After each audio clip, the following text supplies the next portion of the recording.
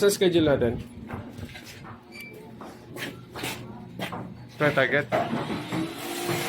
Kailan ba tayo? Supposedly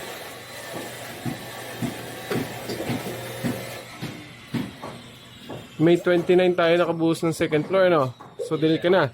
Kailan ang target ng second floor? Ha? Commercial sir, July 24. Pero yung... Hindi natin sasabayin? Ito sir, June 16 sir, yung sabay na lahat. June 16. Ito sabay, June 16. Sige. So, ito yung forma natin dito. Kailan yung additional na tao?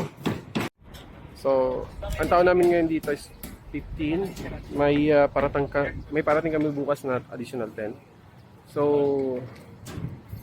kung papala rin, baka Sabado or Monday makabuhos kami. The problem dito is masikip yung kalsada, hindi ka basta-basta makapag-park ng